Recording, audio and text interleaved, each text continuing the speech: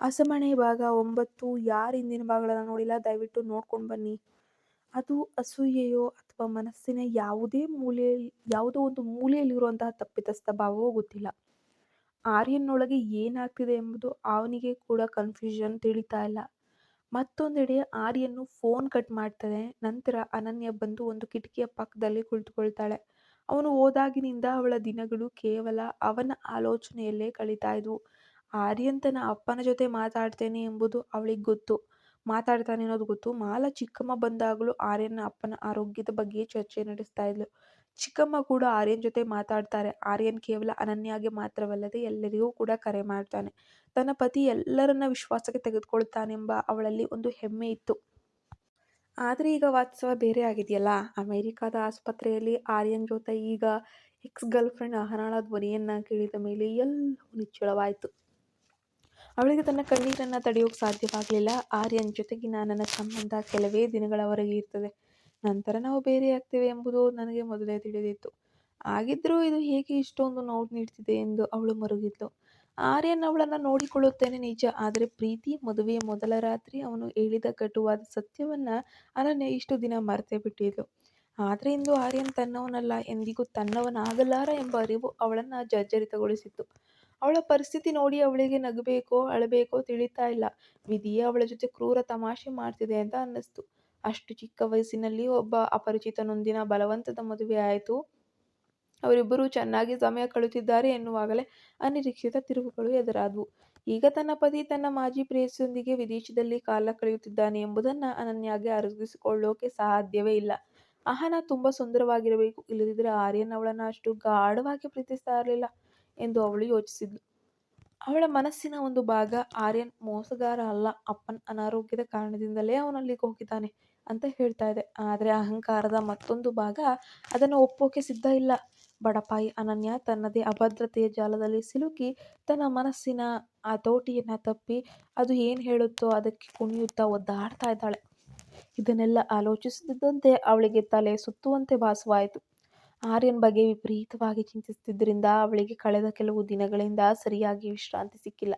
ಅಲ್ಲಿ ಅವಳನ್ನು ನೋಡ್ಕೊಳ್ಳಲು ಅಹನ ಇದ್ದಾಳಲ್ಲ, ಹಾಗಿದ್ದ ಮೇಲೆ ನಾನ್ಯಾಕೆ ಇಲ್ಲಿ, ನನ್ನನ್ನು ನಾನು ನೋಯಿಸಿಕೊಳ್ಳಬೇಕೇ ಎಂಬ ಹಠ ಅವಳಲ್ಲಿ ಮೂಡಿತು. ನಾಳೆಯಿಂದ ಕಾಲೇಜಿಗೆ ಹೋಗಲೇಬೇಕು ಎಂದು ಅವಳು ದೃಢ ನಿರ್ಧಾರವನ್ನ ಮಾಡಿದ್ಲು. ಮನೆಯಲ್ಲಿ ಕುಳಿತು ದುಃಖಿಸುವುದರಲ್ಲಿ ಅರ್ಥವಿಲ್ಲ ಎಂದು ಅವಳಿಗೂ ಅನ್ನಿಸ್ತು. ಅವಳು ತಕ್ಷಣ ಮಿತಾಗೆ ಮೆಸೇಜ್ ಮಾಡಿದ್ಲು. ನಾಳೆ ಅನುಜ್ ಸರ್ ತರಗತಿ ಇದ್ದರೆ ನಾನು ಹಾಜರಾಗುವುದಾಗಿ ತಿಳಿಸಿದ್ಲು. ಬೇರೆ ತರಗತಿಗಳು ಇಲ್ಲದಿದ್ರೂ ತಾನು ಕಾಲೇಜಿಗೆ ಹೋಗುವುದು ಖಚಿತ ಎಂದು ಅವಳು ನಿರ್ಧರಿಸಿದ್ಲು. ಬೆಳಗ್ಗೆ ಅಪ್ಪನಿಗೆ ಹೇಳಿ ಮನೆಯಿಂದ ಹೊರಬರಲು ಸಿದ್ಧವಾದ್ಲು. ಮಿತಾಳಿಂದ ಮೆಸೇಜ್ ಬಂತು. ತುಂಬಾ ಒಳ್ಳೆಯ ನಿರ್ಧಾರ ಅನನ್ಯ. ನಾಳೆ ಕಾಲೇಜ್ ಮುಗಿಸಿ ನಿನ್ನನ್ನು ನೋಡಲು ನಾನು ಮನೆಗೆ ಬರಬೇಕು ಅನ್ಕೊಂಡಿದ್ದೆ. ಹೇಗೋ ನೀನೇ ಈಗ ರಿಕವರಿ ಆಗಿ ನೀನೇ ಬರುತ್ತಿರುವುದು ತುಂಬಾ ಖುಷಿ ಆಯ್ತು ಕಣೆ. ಅನನ್ಯ ಪ್ರತಿಕ್ರಿಯಿಸಿದ್ಲು. ಈಗ ಮನೆಯಲ್ಲಿರಲು ಮನಸ್ಸಿಲ್ಲ ಸ್ಮಿತಾ.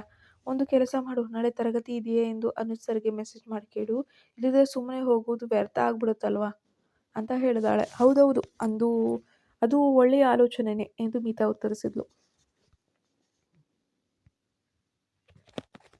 ಇಷ್ಟು ರಾತ್ರಿಯಲ್ಲಿ ಅನುಜ್ ಸರ್ಗೆ ಮೆಸೇಜ್ ಮಾಡುವುದು ಸರಿಯೇ ಎಂದು ಅನನ್ಯ ಒಂದು ಕ್ಷಣ ಯೋಚನೆಯನ್ನು ಮಾಡ್ತಾಳೆ. ಆದರೆ ಏನಾಗ್ತದೆ ನೋಡೋಣ ಎಂದು ಮೆಸೇಜ್ ಕೂಡ ಕಳಿಸ್ತಾಳೆ.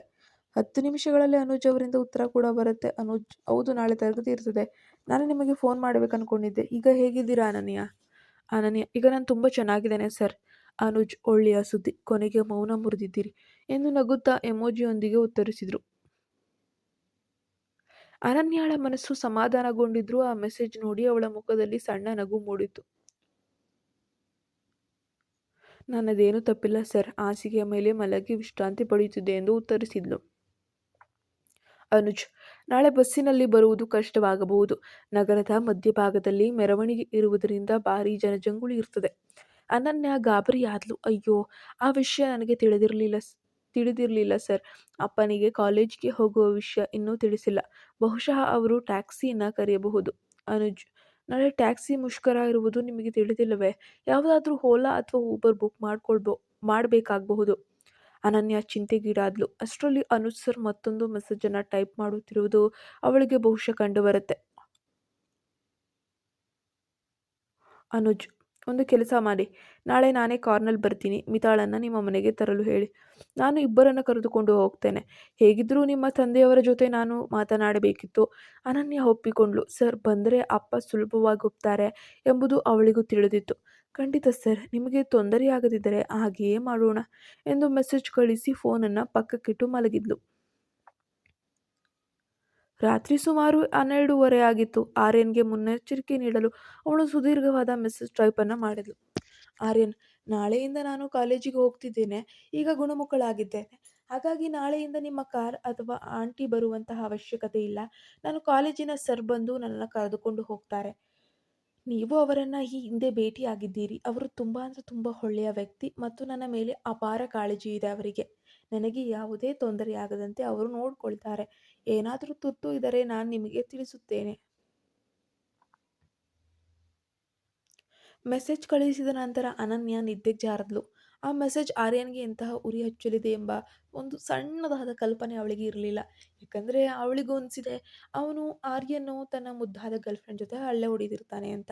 ಅಮೇರಿಕಾದಲ್ಲಿ ಆರ್ಯನ್ನ ಆವೇಶ. ಅನನ್ಯಾಳ ಮೆಸೇಜ್ ನೋಡಿದ ತಕ್ಷಣ ಅಮೇರಿಕಾದಲ್ಲಿದ್ದ ಆರ್ಯನ್ನ ಸಿಟ್ಟು ನೆತ್ತಿಗೇರಿತ್ತು. ಒಳ್ಳೆಯ ವ್ಯಕ್ತಿಯೇ, ಅಪಾರ ಕಾಳಜಿಯೇ ಎಂದು ಅವನು ಹಲ್ಲು ಕಚ್ಚಿ ಗೊಣಗಿದ್ದ. ನನ್ನ ಬಗ್ಗೆ ಇಂತಹ ಒಳ್ಳೆಯ ಮಾತನ್ನ ಅವಳು ಎಂದೂ ಹೇಳಿಲ್ಲ. ಈಗ ಅನುಜ್ ಬಂದು ಅವಳನ್ನು ಕರೆದುಕೊಂಡು ಹೋಗ್ಬೇಕಾ? ಅವನ ಅಸೂಯೆ ಈಗ ಜ್ವಾಲಾಮುಖಿಯಂತೆ ಸ್ಫೋಟಿಸಿತು. ಸುಂದರ ವಿದ್ಯಾರ್ಥಿನಿಯ ಕಂಡರೆ ಯಾರಿಗೆ ತಾನೇ ಕಾಳಜಿ ಹುಟ್ಟುವುದಿಲ್ಲ? ಆ ಅನುಜ್ನ ಮನಸ್ಸಿನಲ್ಲಿ ಏನಿದೆ ಎಂಬುದು ಆರ್ಯನ್ಗೆ ಚೆನ್ನಾಗಿ ತಿಳಿದಿತ್ತು. ಅನನ್ಯ ಅವನನ್ನು ಗೌರವದಿಂದ ಕಾಣ್ತಿದ್ರು. ಅನುಜ್ ಅವಳನ್ನು ತನ್ನ ಕಡೆಗೆ ಸೆಳೆಯಬಹುದು ಎಂಬ ಭೀತಿ ಆರ್ಯನನ್ನ ಕಾಡತೊಡಗಿತ್ತು. ನನಗೆ ಅಸೂಯೆ ಆಗ್ತಿದೆಯೇ? ಖಂಡಿತ ಇಲ್ಲ ಎಂದು ಅವನು ಸುಳ್ಳು ಸಮರ್ಥನೆಯನ್ನು ನೀಡಿಕೊಂಡ. ಹುಡುಗಿ ಮೂರ್ಖಳು. ತನ್ನನ್ನು ತಾನು ನೋಡಿಕೊಳ್ಳಲು ಅವಳಿಗೆ ಬರುವುದಿಲ್ಲ. ಅದಕ್ಕೆ ನಾವು ಚಿಂತೆ ಮಾಡುತ್ತಿರುವುದು. ಆದರೆ ಅವನ ಮನಸ್ಸು ಒಳಗೊಳಗೆ ಚಡಪಡಿಸ್ತಾ ಇತ್ತು. ಅವನು ತಕ್ಷಣ ಅನನ್ಯಾಗೆ ಮೆಸೇಜನ್ನು ಕಳುಹಿಸ್ತಾನೆ. ಅನನ್ಯ, ನೀನು ನನ್ನ ಹೆಂಡತಿ ಎಂಬುದನ್ನು ಮರಿಬೇಡ. ನಿನಗೆ ಎಲ್ಲಿಗೆ ಹೋಗಬೇಕಾಗಿದ್ರೂ ನನ್ನ ಕಾರ್ನಲ್ಲೇ ಹೋಗು. ನಾಳೆಯಿಂದ ಕಾರ್ ಕಳುಹಿಸ್ತೇನೆ. ನೀನು ಬೇರೆಯವರ ಜೊತೆ ಹೋಗುವುದು ನನಗೆ ಕಿಂಚಿತ್ತೂ ಇಷ್ಟವಿಲ್ಲ. ನಿನ್ನ ಸುರಕ್ಷತೆಯ ಬಗ್ಗೆ ನನಗೆ ಯಾರ ಮೇಲೂ ನಂಬಿಕೆನೂ ಇಲ್ಲ. ಮತ್ತು ನಾನು ಕೋಲ್ಕತ್ತಾಗೆ ಹಿಂತಿರುಗಿದ ನಂತರ ನಮ್ಮ ಮದುವೆಯ ವಿಷಯವನ್ನು ಕಾಲೇಜಿನಲ್ಲಿ ಬಹಿರಂಗಪಡಿಸ್ತೇನೆ. ಇದನ್ನು ಇನ್ನೂ ರಹಸ್ಯವಾಗಿ ಇಡಲು ನನಗೆ ಇಷ್ಟವಿಲ್ಲ ಅಂತ ಹೇಳ್ತಾನೆ. ಮೆಸೇಜ್ ಕಳುಹಿಸಿದ ಮೇಲೂ ಆರ್ಯನ್ ಶಾಂತವಾಗಲೇ ಇಲ್ಲ. ಏನೋ ಒಳ್ಳೆ ಕೆಂಡದ ಹಾಗೆ ಸುಡ್ತಾ ಇದ್ದ. ಅನುಜು ಬಹುಶಃ ತನ್ನ ಹೆಂಡತಿಯನ್ನು ಸುಲಭವಾಗಿ ಮರಳು ಮಾಡಬಹುದು ಎಂಬ ಭಯ ಅವನನ್ನು ಆವರಿಸಿತು. ರಾಯಚೌಧರಿ ಇಂಡಸ್ಟ್ರೀಸ್ನ ಒಡೆಯನಿಗೆ ವ್ಯವಹಾರದ ಜ್ಞಾನವಿದ್ರೂ ತನ್ನ ಪತ್ನಿಯ ಮನಸ್ಸನ್ನು ಗೆಲ್ಲುವ ಆತ್ಮವಿಶ್ವಾಸವಿರಲಿಲ್ಲ. ದೂರದ ದೇಶದಲ್ಲಿದ್ದರೂ ಆ 18 ವರ್ಷದ ಹುಡುಗಿಯ ಬಗ್ಗೆ ಅವನ ಆತಂಕ ಮಿತಿ ಮೀರಿತ್ತು. ಬೆಳಗ್ಗೆ ಅನನ್ಯ ತಡವಾಗಿ ಎದ್ಲು ಕೋಣೆಯಿಂದ ಹೊರಬಂದಾಗ ಮಾಲಾ ಚಿಕ್ಕಮ್ಮ ಅಪ್ಪನ ಜೊತೆ ಊಟದ ಮೇಜಿನ ಬಳಿ ಕುಳಿತಿರುವುದು ಕಾಣ್ತು. ಅನನ್ಯ, ಚಿಕ್ಕಮ್ಮ, ಇಷ್ಟು ಮುಂಜಾನೆ ಇಲ್ಲಿಗೆ ಬಂದಿದ್ದೀರಾ? ಆರ್ಯನ್ ರಾತ್ರಿ ಮೆಸೇಜ್ ಮಾಡಿದ ಮಗಳೇ, ನೀನು ಕಾಲೇಜಿಗೆ ಹೋಗುವ ವಿಷಯ ತಿಳಿಸ್ದ, ಹಾಗಾಗಿ ನೋಡ್ಕೊಂಡು ಹೋಗೋಣ ಅಂತ ಬಂದೆ. ಅಪ್ಪ ನಗುತ್ತಾ ಹೇಳಿದ್ರು. ನನಗೆ ಏನೂ ಹೇಳಲಿಲ್ಲ ನೀನು, ಆದರೆ ಆರ್ಯನ್ಗೆ ಎಲ್ಲವೂ ಮೊದಲೇ ತಿಳಿದಿದೆಯಾ? ಅನನ್ಯಾಳ ಮುಖ ನಾಚಿಕೆಯಿಂದ ಕೆಂಪಾಯಿತು. ಅದು ಅದು ನಿನ್ನೆ ತಡರಾತ್ರಿಯಲ್ಲಿ ನಿರ್ಧಾರವಾಯಿತು ಅಪ್ಪ. ನೀವು ನಿದ್ದೆ ಮಾಡುತ್ತಿದ್ದೀರಿ ಎಂದು ತಿಳಿಸಲಿಲ್ಲ ಎಂದು ಸಮರ್ಥಿಸಿಕೊಂಡ್ಳು. ಅಪ್ಪ ಸರಿ ಎಂದರು. ಕಾರು 9:30ಗೆ ಬರುತ್ತದೆ ಎಂದು ಚಿಕ್ಕಮ್ಮ ಹೇಳಿದಾಗ ಅನನ್ಯ ಪ್ರತಿಭಟಿಸಿದ್ಲು. ಯಾರ ಕಾರು? ನಾನು ಅನುಜ್ ಸರ್ ಜೊತೆ ಹೋಗ್ತಿದ್ದೇನೆ. ಅವರು ಈಗಾಗಲೇ ದಾರಿಯಲ್ಲಿದ್ದಾರೆ. ಇದನ್ನು ಕೇಳಿ ಅಪ್ಪ ಮತ್ತು ಚಿಕ್ಕಮ್ಮ ಇಬ್ಬರಿಗೂ ಆಶ್ಚರ್ಯವಾಯಿತು. ಅನನ್ಯಾಳ ಸಿಟ್ಟು ಆರ್ಯನ್ನ ಮೇಲೆ ಇತ್ತು. ಅವನು ಎಷ್ಟು ಹೇಳಿದ್ರೂ ತಾನು ಕೇಳುವುದೇ ಇಲ್ಲ. ತುಂಬ ಹಠಮಾರಿ ಹುಡುಗ ಎಂಬ ಜಿದ್ದಿನಲ್ಲಿ ಅವಳಿದ್ಲು. ಅನನ್ಯ ಸ್ನಾನ ಮುಗಿಸಿ ಸಿದ್ಧವಾಗುತ್ತಿದ್ದಂತೆ ಮನೆಯ ಡೋರ್ ಬೆಲ್ ಬಾರಿಸಿತು. ಮಿತಾ ಬಂದಿದ್ಲು. ಅವಳ ಹಿಂದೆ ಅನುಜ್ ಸರ್ ಕೂಡ ಕಾರ್ನಿಂದ ಇಳಿದಿದ್ರು. ಅಪ್ಪ ಮತ್ತು ಅನುಜ್ ಸರ್ ಹರಟೆ ಹೊಡೆಯುತ್ತಾ ಕುಳಿತರು. ಮಿತಾ ಮತ್ತು ಅನನ್ಯ ಊಟ ಮಾಡುತ್ತಿರುವಾಗ ಮಿತಾ ಮೆಲ್ಲಗೆ ಕೇಳಿದ್ಲು. ಅನನ್ಯ, ನಾನು ಒಂದು ಮಾತು ಹೇಳಿದರೆ ಬಹುಶಃ ನೀನು ಕೋಪ ಮಾಡಿಕೊಳ್ಬೇಡ ಅನ್ಕೋತೀನಿ. ಅನುಜ್ ಸರ್ ನಿನ್ನನ್ನು ತುಂಬ ಚೆನ್ನಾಗಿ ನೋಡ್ಕೊಳ್ತಾರಲ್ವಾ? ಇವತ್ತು ನಿನ್ನನ್ನು ಕರೆದುಕೊಂಡು ಹೋಗಲು ಅವರೇ ಬಂದಿದ್ದಾರಲ್ವಾ? ಅದನ್ನು ನೋಡಿದ್ರೆ ಅವ್ರ ಮನಸ್ಸಿನಲ್ಲಿ ನಿನ್ನ ಬಗ್ಗೆ ಏನೋ ವಿಶೇಷವಾದ ಭಾವನೆ ಇರಬಹುದು ಅಂತ ನನಗನ್ನಿಸುತ್ತೆ. ಅನನ್ಯ ಒಂದು ಕ್ಷಣ ಗಂಭೀರವಾದ್ಲು. ನೋಡು ಮಿತಾ, ಅನುಜ್ ಸರ್ ಮೊದಲಿಂದಲೂ ಅಷ್ಟೆ ಹೀಗೆ. ಅವರ ಮನಸ್ಸಿನಲ್ಲಿ ಬೇರೆ ಯಾವುದೇ ದುರುದ್ದೇಶವಿಲ್ಲ. ಅವರು ಒಳ್ಳೆಯ ಮನಸ್ಥಿತಿಯವರು. ಅವರು ಕೇವಲ ಒಬ್ಬ ಒಳ್ಳೆಯ ಮನುಷ್ಯ ಅಷ್ಟೆ. ನೀನು ಹಾಗೆಯೇ ನೋಡು. ಆದರೆ ಅವಳ ಮನಸ್ಸಿನ ಒಂದು ಮೂಲೆ ಎಚ್ಚರಿಸಿತು. ಮಿತಾಳಿಗೆ ಸತ್ಯವನ್ನು ತಿಳಿಸಲೇಬೇಕು. ಆರ್ಯನ್ ಜೊತೆಗಿನ ನನ್ನ ಮದುವೆಯ ಸುದ್ದಿಯನ್ನು ಎಷ್ಟು ದಿನ ಗುಟ್ಟಾಗಿಡಲು ಸಾಧ್ಯ? ಮದುವೆಯ ಮೊದಲ ದಿನವೇ ಆರ್ಯನ್ ವಿಧಿಸಿದ್ದ ಷರತ್ತುಗಳನ್ನು ನೆನಪಿಸಿಕೊಂಡು ಅನನ್ಯಾಳಿಗೆ ಅವನ ಮೇಲೆ ಮತ್ತೆ ಸಿಟ್ಟು ಬಂತು. ಆದರೆ ಮಿತಾ ಹೇಳಿದ ಮಾತುಗಳು ಅವಳನ್ನ ಚಿಂತೆಗೀಡು ಮಾಡಿತ್ತು. ಒಂದು ವೇಳೆ ಅನುಜ್ ಸರ್ ನಿಜವಾಗಿಯೂ ಅವಳನ್ನ ಇಷ್ಟಪಡ್ತಿದ್ರೆ ಈ ಗೊಂದಲಗಳ ನಡುವೆಯೇ ಅವಳು ಕಾಲೇಜಿಗೆ ಹೊರಡಲು ಸಿದ್ಧವಾಗ್ತಾಳೆ. ಧನ್ಯವಾದ. ನಮ್ಮ ಚಾನಲ್ಗೆ ಸಬ್ಸ್ಕ್ರೈಬ್ ಆಗಿಲ್ಲ ಅಂದರೆ ಈ ಕೂಡಲೇ ಸಬ್ಸ್ಕ್ರೈಬ್ ಆಗಿ ಪಕ್ಕದಲ್ಲಿ ಕಾಣೋ ಬೆಲ್ ಐಕಾನ್ನ ಪ್ರೆಸ್ ಮಾಡಿ ನೋಟಿಫಿಕೇಶನ್ ಆನ್ ಮಾಡಿಟ್ಕೊಳ್ಳಿ. ಮೆಂಬರ್ಶಿಪ್ ಅವರಿಗೆ 4 ಕತೆ ಅಪ್ಲೋಡ್ ಆಗಿದೆ, ಪ್ಲೀಸ್ ಚೆಕ್ಔಟ್ ಮಾಡಿ.